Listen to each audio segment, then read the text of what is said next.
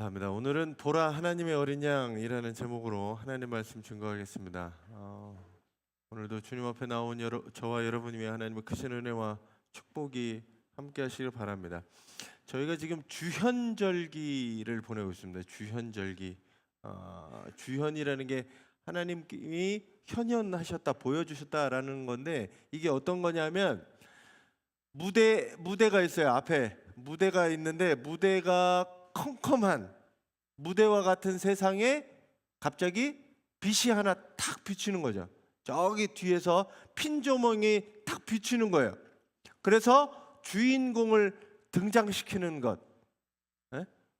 컴컴한 세상에 핀조명 하나가 쫙 무대를 비춰서 그 무대에 누가 있냐면 주인공 있는 것. 바로 그것이 주현절기를 표현합니다. 죄와 어둠으로, 절망으로 가득한 어두운 세상에 하나님께서 자, 여기 내 아들을 봐라 라고 보이시면서 예수 그리스도를 드러내신 사건, 그것을 기념하는 게 주현입니다. 오늘은 그림을 하나 먼저 보려고 하는데, 이게 그림이 이젠하임 재단화라고 합니다. 마티아스 그리네발트라고 하는 사람이 그린 재단. 우리 현대 교회는 여기 재단이 따로 없지만 외국에 가시면 정교회나 이런 데 보면 앞에 그림이 있어요. 그림. 그리고 그 안에는 들어갈 수가 없고 설교단은 요 옆에 있어요. 재단은 들어갈 수가 없어요. 근데 그 재단의 그림이 이 재단화라고 하는 겁니다. 근데 그 중에서도 가장 유명한 게 이 이젠하임의 재단화라고 합니다. 이게 뭐냐면 기독교 역사상 예수님의 십자가를 가장 고통스럽게 그리고 가장 거룩하게 묘사했다고 평가받는 그림이 바로 이 그림이에요. 이 그림인데, 여기 보면 예수님은 가운데 있고 여기 세례 요한이 있고, 그리고 이쪽에 마리아와 있죠. 그리고 밑에는 예수님이 이제 돌아가신 다음에 장사 지내는 모습들, 그런 것들이 있습니다. 요 그림 중에 이제 특이하게 오늘 볼 것은, 사실은 요거를 쪼개서 보면 여러 가지 이야기할 것들이 있는데, 오늘은 옆에 거기서 보면 오른쪽이죠. 오른쪽에 이 빨간색 옷을 입은 남자, 손으로 이렇게 가리키는 남자, 요 남자를 확대해서 보면 이렇습니다. 누구 같으세요? 누구 같으세요? 요게 세례 요한입니다. 약대 털옷을 입고 말씀을 들고 서 있는 이 세례 요한. 근데 세례 요한의 아까 그림으로 다시 돌아가면, 여기 보면 예수님을 향해서 사실 이렇게 있는 거거든요. 이렇게 손가락으로 가리키고 있는 거예요. 사실 세례 요한은 예수님의 죽는 장면을 본 사람은 아닙니다. 근데 이게 이렇게 가리키면서 보고 있어요. 요한의 시선을 보면, 여기 이 요한의 시선을 보면, 요한의 시선이 지금 어디를 가리키냐면 손가락이 있는 데를 가리킵니다. 손가락이 있는 데가 어딘지 보이세요? 예수님을 가리키고 있어요. 요 손가락도 사실은 비현실적으로 이 손가락 길이를 길게 그립니다. 이 집게 손가락이라고 하는 게 크고 길게 그리게 됩니다. 그리고 요한의 시선은 관객을 향하거나 다른 데를 보는 것이 아니라 십자가에 달리신 예수 그리스도를 향하고 있습니다. 마치 나를 보지 말고 저분을 보십시오 라고 가리키는, 저분이 하나님의 어린 양이다 라고 가리키는 바로 그런 모습으로 그림을 그리게 됩니다. 주현절은 바로 이 손가락을 따라가는 절기입니다. 우리는 손가락을 보는 게 아니에요. 손가락이 무엇을 가리키고 있는지, 이거를 우리 불교 쪽에서는 이렇게 얘기해요. 달을 가리키는데, 에? 손으로 달을 가리키는데 손가락을 보지 말고 가리키는 달을 보라고 얘기하는 달. 야, 저걸 봐 라고 하는데 사람들이 뭘 보냐면 저 달은 안 보고 손가락만 보고 있는 거예요. 신앙이라는 게 자칫하면 뭘 보냐면 손가락만 보는 겁니다. 손가락이 이야기하고 있는 그것, 성경 말씀도 그렇습니다. 성경 말씀의 문자에 갇히지 말고 문자가 이야기하는 그리스도, 예수를 보라는 얘기예요. 예수가 메시아고 그분이 그리스도다라고 하는 것을 성경은 계속 설명해 주고 있습니다. 근데 성경에 나와 있는 기적에 갇히게 되면 뭐냐 하면 그 기적이 사실이야 아니야? 여기에 갇히게 되면 가리키는 예수는 못 보고 손가락만 보고 있는 거야. 저 손가락이 진짜야? 저쪽이야? 이쪽이야? 거기에 관심을 갖다 보면 손가락밖에 못 보는 거야. 손가락이 가리키는 걸 보라는 겁니다. 오늘 이 세례 요한이 가리키는, 손가락이 가리키는 예수 그리스도를 여러분도 함께 보시기를 간절히 바랍니다. 오늘 구약 본문은 이사야 49장의 본문입니다. 흔히 이사야 49장은 고난받는 종의 노래, 뭐 이렇게 얘기합니다. 하나님이 이사야를 태에서 부르시고 이사야를 통해 그 입을 날카롭게 만들어서 하나님의 말씀을 쏟아놓게 하셨어요. 근데 4절에 보면 하나님의 이 종의 깊은 탄식을 보게 됩니다. 새 번역에는 이렇게 되어 있거든요. 같이 한번 읽어주실래요?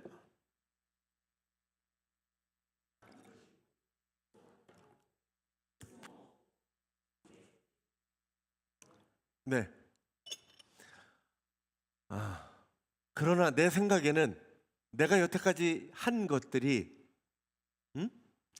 모두 헛수고 같았고 쓸모없고 허무한 일에 내 힘을 낭비한 것 같았다라고 얘기합니다. 이게 장차 오실 메시아의 고뇌인 거예요. 메시아의 고뇌. 동시에 오늘을 살아가고 있는 우리의 고백이기도 합니다.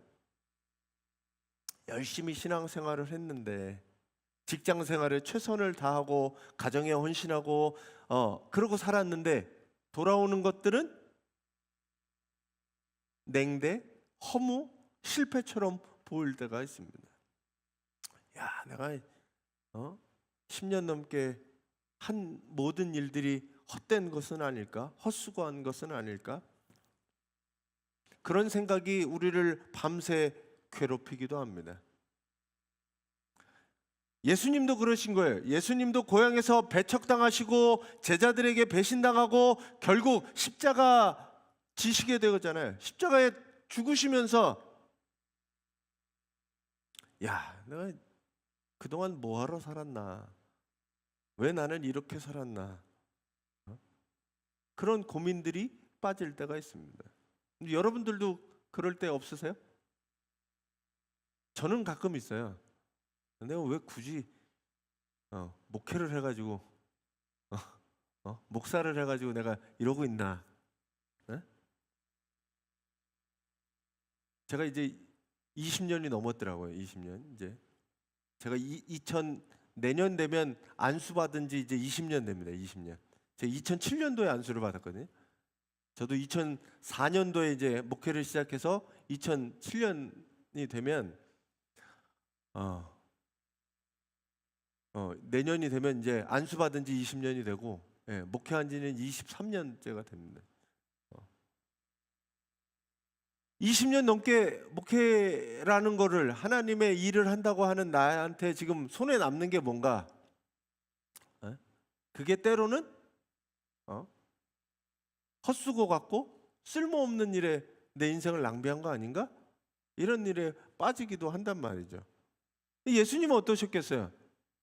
그렇게 가르치고 기적을 베풀고 했던 모든 일이 결국에는 배신하고 나를 죽게 만드는 이 일이 내 힘을 허무한 일에 힘을 허비한 거 아닌가라고 하는 생각이 스스로도 들었는지 모릅니다. 세상에서 볼 때 완전 실패한 것처럼 보였죠. 예수님도 그러잖아요. 이 잔을 내게 옮기시옵소서. 엘리 엘리 라마 사박다니, 하나님이 왜 나를 버리시나이까, 이렇게 고백할 정도로 그랬단 말이죠. 근데 오늘 이사야서 말씀에 하나님의 반전의 드라마를 쓰시는 게 뭐냐면 6절 말씀에 이렇게 얘기합니다. 내가 내 종이 되어서 야곱의 지파를 일으키고 이스라엘 가운데 남은 자들을 돌아오게 하는 것은 내게 오히려 가벼운 일이다. 땅끝까지 나의 구원이 미치게 하려고 내가 너를 뭇 민족의 빚으로 삼았다라고 하나님이 바꿔주시는 거예요. 너가 생각할 때 그게 헛수고 같고 그냥 내 삶을 허비한 것처럼 느낄지 모르지만, 내가 너를 통해 이스라엘을 회복시키시고 그리고 만 백성의 구원의 빛을 비추어냈다라고 하나님이 말씀해주고 있는 겁니다. 우리들이 때로는 우리들의 신앙, 우리들의 삶이 헛된 것처럼 느껴질 때도 있고, 그리고 실패처럼 생각되어질 때도 있지만, 하나님은 우리의 눈물과 실패를 사용하셔서 더 크고 위대한 일로 바꾸어 주실 수 있다는 겁니다. 낙심될 때, 그리고 헛수고처럼 생각되어지고 느껴질 때, 여러분들을 통해 새 일을 이루시고 큰 일로 바꿔주시는 하나님을 신뢰하시기 바랍니다. 그래서 우리의 일들은 계속 사랑으로 가야 돼요. 남는 게 없지 않냐? 교회는 우리 세상에서 얘기하는 가성비를 따지는 데가 교회가 아닙니다. 100원을 투자하면 200원을 버려드리는 데가 교회가 아닙니다. 교회는 하나님의 뜻이라면 그게 헌신되어지고 실패인 것 같고 허비하는 것 같고 낭비하는 것 같았지만, 우리의 사랑은 여전히 낭비되어야 되고 여전히 갖다 버려야 되는 거예요. 사랑은 낭비될수록 더 쌓여지게 마련입니다. 하나님이 바꾸십니다. 그래서 교회가 교회의 배를 채우기보다는 선교하고 교육하고 나누는데 교회의 일들은 감당해야 됩니다. 우리 교회가 그런 일을 감당하시고 여러분들이 그런 일을 감당하시기 바랍니다. 선한 일에 착한 일에 포기하지 마시고, 야 이거 뭐 되는 거 아니야? 안 되는 거 아니야? 헛된 거 아니야? 허비하는 거 아니야? 하나님이 여러분들을 통해 그 허비를 통해 바꾸시는 역사를 믿고 그렇게 살아가는, 하나님을 신뢰하는 우리 성도님들이 되시기 바랍니다. 그래서 오늘 요한복음에 오면 예수님께서 오셨는데, 예수님께서 요한이 예수님의 모습을 뭐라고 얘기하냐면 사자가 아닌 어린 양이라고 표현합니다. 세 번역에 이렇게 되어 있어요. 1장 29절에 같이 한번 읽어주세요.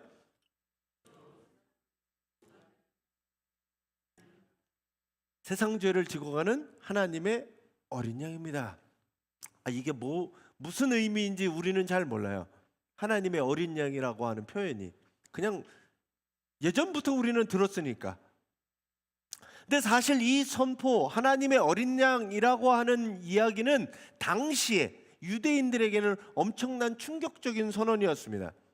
왜냐하면 유대인들은 로마의 압제 속에서 지금 살고 있었고 메시아를 기다렸는데, 그 메시아는 양의 모습이 아니었어요. 유다의 사자의 모습이 바로 예수님, 메시아를 생각하며 기다리는 것은 사자의 모습입니다.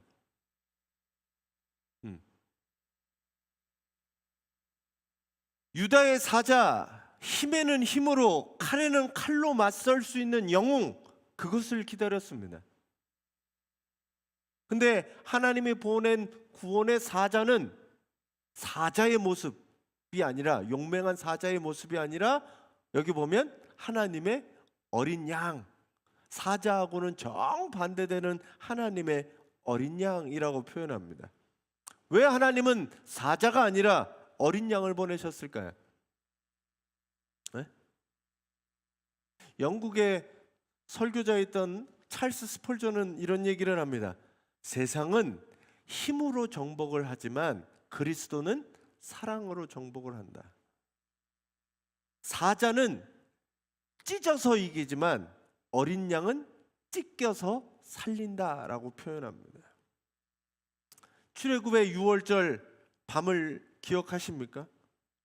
죽음의 재앙이 이집트를, 애굽을 덮어갈 때 이스라엘 백성을 구원하는 것은 군사력이 아니었어요. 힘이 아니었어요. 이스라엘 백성을 뭐가 구했어요? 하나님이 시키신 대로 문설주에 양의 피를 발랐잖아요. 그게 패스오버잖아요. 6월이잖아요.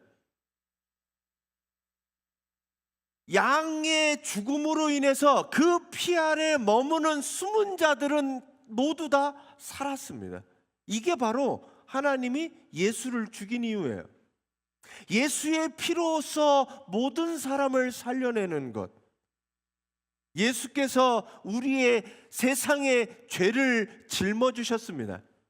내가 지은 죄, 내가 숨기고 싶은 부끄러움, 인류가 저지른 끔찍한 모든 죄악들을 예수의 피 아래 숨기시고 넘어가 주셨다는 거예요. 넘어가 주신 거예요. 그거를 출애굽에 유대인들이 죄를 안 저질렀다는 얘기가 아닙니다. 죄가 있음에도 불구하고 피를 보고 넘어간 거예요. 넘어간 거예요. 우리가 왜 아직 죄인이고 왜 그럼에도 불구하고 하나님은 우리를 살려주시느냐? 내 죄가를 보면 나는 살 수가 없어요. 근데 내가 누구의 피 아래 있어요? 예수님의 피 아래 있으니까 나를 보고 넘어가 주는 겁니다. 넘어가 주는 거예요. 그래서 그게 칭의가 되는 거예요. 의로워지는 게 아니라 의롭다고 불러주는 겁니다. 말해주는 겁니다. 이게 바로 기독교의 신비예요. 내가 제물이 되는 게 아니라 그리스도가 제물이 되어 그 피 아래 있는 나를 넘어가 주시는 것, 그게 바로 은혜죠. 그래서 나는 내가 내 공로로 내가 뭘 해서가 나를 구원받는 것이 아니라 오직 하나님의 은혜로, 그거 아니면 내가 구원받을 방법이 없는 거예요. 예수 그리스도의 보혈의 피로 말미암아 우리는 구원받고 우리의 죄가 넘어갈 수 있다는 겁니다. 여러분들이 이걸 다시 한번 기억하시기 바랍니다. 오늘 세례 요한이 그래서 예수 그리스도를 보고 하나님의 어린 양이다라고 얘기하는 거예요. 그래서 어떻게 보면 아까 그 제단화에서 이미 죽었던 세례 요한이 나타나서 내가 말했던 하나님의 어린 양, 그 모습이 십자가에 달려 죽는 모습을 가리키는 건지 모르겠습니다.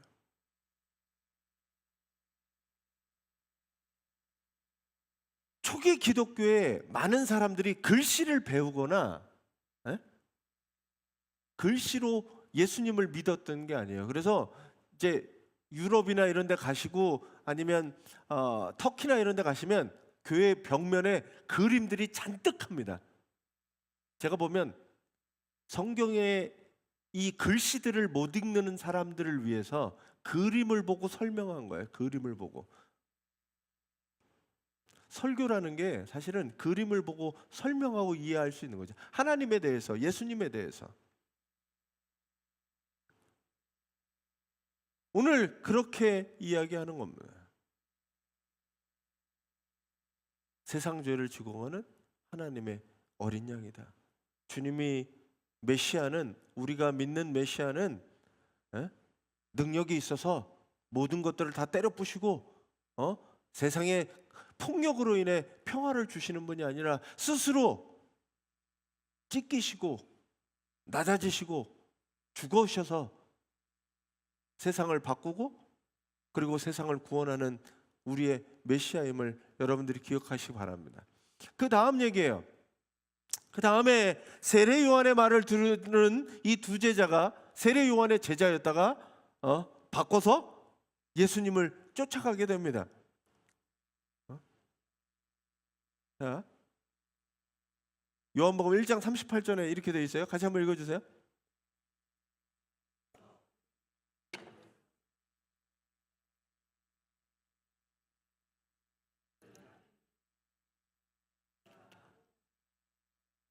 네, 여기 조금 이해 안 되는 문장이 있지 않으세요? 야, 너 뭘 찾고 있냐? 예수님이 물어본 거잖아요. 두 명이 따라오니까, 요한의 제자 두 명이 따라오니까, 야, 너는 뭘 찾고 있는 거야? 그랬더니 요한의 제자 둘이, 랍비님 어디에 묵고 계십니까? 이거 무슨, 난 이게 무슨 동문서답인지 모르겠어요. 아무튼 뭘 찾고 있냐? 그러면 내가 이걸 찾고 있습니다. 메시아를 찾고 있습니다. 아니면 그런 걸 물어봐야 되잖아요. 대답을 해야 되잖아. 근데 랍비님 어디에 묵고, 뭐 숙소를 찾는 거예요 지금? 어디에 묵고 계시는지 숙소를 찾고 있는지, 저는 이게 번역이 좀 그런 것 같아요. 이게 원래 헬라어 원문에 보면 이 뉘앙스가 이런 겁니다. 어디에 묵고 계십니까? 라고 하는 게, 주님, 우리는 주님과 함께 머무르고 싶습니다. 그러니까 주님 무엇을 찾고 있느냐라고 할 때, 저는 이제 우리의 선생님을 찾아서 당신이 우리의 선생님이 되어줬으면 좋겠습니다. 당신과 함께 하겠습니다. 이런 뜻인데 어디에 묵고 계십니까? 이렇게 직역을 하다 보니까 약간 이런 뉘앙스가 된 거예요.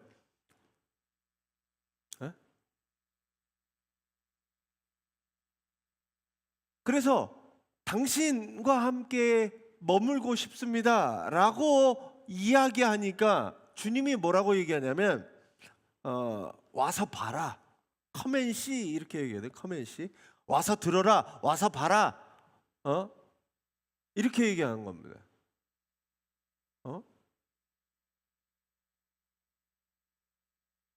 당신이 메시아라고 생각하면서 그분을 따를 때 주님은 뭐라고 하냐면 와서 봐라 라고 합니다. 주님은 자기의 삶을 보여주고 계신 거예요. 신앙은 정보를 쌓고 그게 신앙이 아닙니다.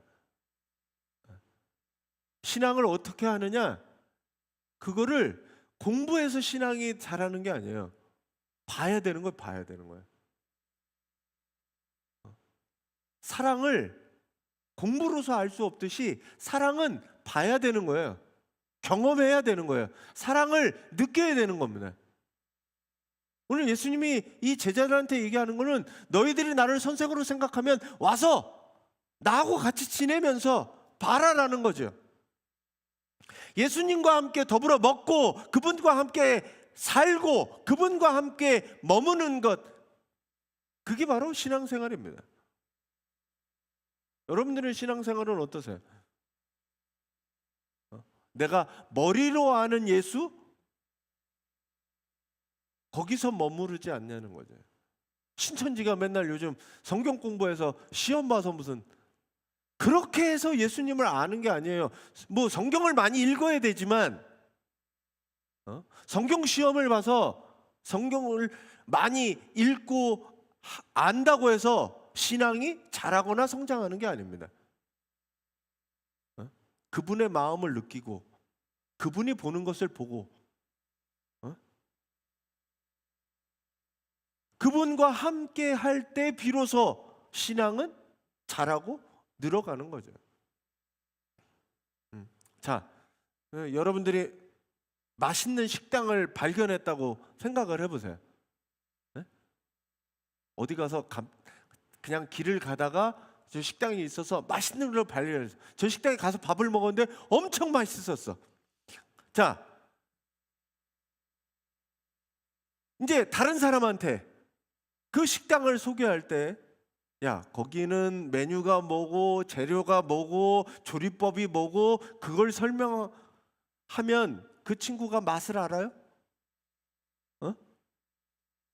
그 집이 맛있대라고 하면 그 집은 뭐 이런 재료를 쓰고 이렇게 얘기하면 알아들어요? 못 알아듣잖아요. 어떻게 해야 돼요? 가서 먹어봐. 제가 맛있는 집이 있으면 우리 집사람이랑 애들 데리고 가서 잘 못 데리고 가요. 맨날 혼자 먹어 이러더라고. 근데 야 거기 정말 맛있어. 어떻게 맛있는데? 하면 데리고 가야죠. 가장 편하고 확실한 방법은 가서 먹여주면 됩니다. 아 진짜 맛있지? 아 그러면 어때서 맛있구나 라고 본인들이 느끼시는 거예요. 마찬가지예요. 하나님을 어떻게 알게 되느냐? 그분을 맛봐야 되는 거예요. 시편 34편에 뭐라고 얘기했냐면 너희는 여호와의 선하심을 맛보아 알지어다 라고 되어 있거든요. 그분이 따뜻함, 그분의 숨결, 말씀, 사랑 이런 것들을 맛봐야 됩니다. 예배는 뭐 하는 거냐? 하나님을 경험하고 맛보는 자리입니다. 그러니까 예배가 그냥 단순히 보고 돌아가는 게 아니라 하나님의 역사, 하나님의 평안함 이런 것들을 맛보는 자리예요. 그래서 가끔 교회 와서 그런 분들 있잖아요. 교회 와서 예배 드리는데 좀 마음이 평안하더라, 기쁘더라. 그런 것들을 느끼시는 분은 저는 그래요. 그거는 맛보는 거라고 생각해요. 하나님을 맛보는 하나의 방식이라고 생각합니다. 그런 것들이 있어야 되는 거예요. 아는 것을 넘어 주님을 만나는 그 만남의 자리들이 필요합니다. 여러분들이 만남의 은혜가 있기를 바랍니다. 그냥 교회 앞마당만 왔다 갔다 예배당만 왔다 갔다 하는 사람이 아니라 하나님을 만나고 그분을 체험하고 그분이 베푸시는 은혜와 사랑을 충분히 느끼며 돌아가는 우리 성도님들이 되시기 바랍니다. 그리고 이제 마지막에 예수님을 만나고 함께 있어본 이 안드레가 형을 찾아가죠. 형 시몬에게 찾아가 뭐라고 얘기하냐면 우리가 메시아를 만났다라고 얘기합니다. 그리고 시몬을 데리고 옵니다. 시몬을 데리고 왔는데 시몬을 보시고 예수님이 한 얘기가 이거예요. 같이 한번 읽어주세요.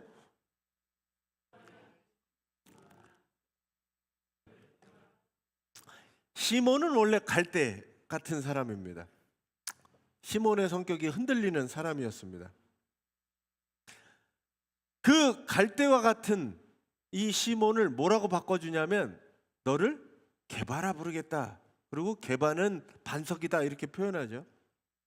지금 너는 이렇게 흔들리고 있지만 흔들리는 사람 같지만 나를 만나고 너는 뭐가 되냐면 반석이 될 것이다 라고 얘기해요. 주님이 반석인 베드로를 만나서 너 이만 반석으로 바뀌어줘야 돼. 그래야 내가 반석이라고 해줄 거야. 이렇게 얘기하신 게 아니에요.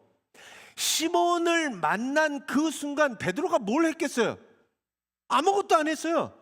그냥 주님 앞에 나왔을 때 뭘 보고 너를 반석이라고 해라 라고 얘기한 거예요. 우리가 과거에 우리의 잘못을 바꾸어 새 사람이 됐을 때 주님이 받아주는 게 아니라 주님은 죄인인 우리를 그냥 받으시고 그리고 바꾸어 주셨다는 거예요. 그게 바로 주님의 사랑입니다. 우리는 뭔가 내가 뭘 해야 내가 뭐 의로운 짓을 해야 주님이 나를 받아줄 것 같지만 하나님은 우리를 있는 그대로 받아주시는 거예요. 거기서 시작하는 거예요. 받아주셨기 때문에 나를 바꾸는 삶이 시작되는 거죠. 우리를 그대로 내버려 두지 않으십니다. 주님을 만나면 그래서 인생이 변합니다. 변화된 인생이 주님을 만나는 게 아니라 주님을 만나고 인생의 변화가 시작되는 겁니다. 소심한 자가 담대해지고 이기적인 사람이 헌신하는 사람이 되고, 우리가 누군가를 예수님께 데려올 때 이 변화를 기대하면서 와서 봐라, 와서 주님을 만나봐라, 그러면 너의 삶이 바뀔 거다라고 말해야 됩니다. 말씀을 정리하겠습니다. 오늘 본문에서, 구약 본문, 신약 본문에서 얘기하는 거는 보라라는 거예요. 보라. 예? 하나님의 어린 양을 봐라. 그리고 구약에서도 보라라고 얘기합니다. 여러분들이 무엇을 보고 살고 계십니까? 일주일 동안 무엇을 보시며 살아가셨습니까? 예? 통장 잔고를 보면서 한숨 쉬고, 뉴스를 보면서 분노하고, 남들을 보면서 내 삶을 비교하며 낙심하며 그렇게 살진 않았습니까? 오늘 하나님은 우리의 시선을 교정시켜 주시는 거예요. 뭘 보라고요? 세상 죄를 지고 가는 하나님의 어린 양을 봐라 라고 얘기합니다. 나의 실패와 낙심을 위로하시는 주님을 바라보시기 바랍니다. 그리고 사자의 힘이 아니라 어린 양의 희생으로 나를 살리신 그 사랑을 바라보시는 우리 성도님들이 되시기 바랍니다. 그리고 세상에 나가서 와서 봐라,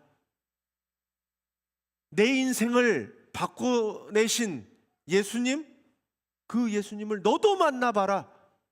전 이런 고백들을 하는 우리 성도님들이 되시기 바랍니다.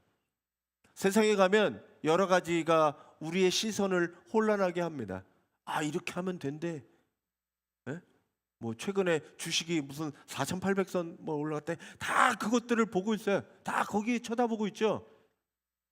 그게 나를 살려줄 것 같고, 예? 저게 뭔가 될 것 같죠.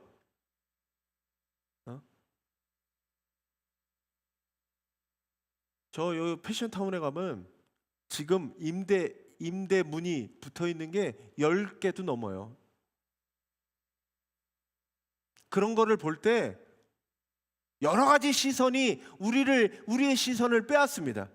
망하는 것 같고, 안 되는 것 같고, 두려움에 빠지고, 어떤 것들은 휘황찬란하게 야, 이렇게 하면 돈 번대 라고 우리의 시선을 유혹합니다. 그때 여러분들이 뭘 보셔야 되냐면 하나님의 어린 양을, 세상 죄를 지고 가는 하나님의 어린 양을 바라보는 여러분들이 되시기 바랍니다. 그래서 주님을 바라보고 낙심하지 마시고, 그리고 헛된 거에 한눈 팔지 마시고,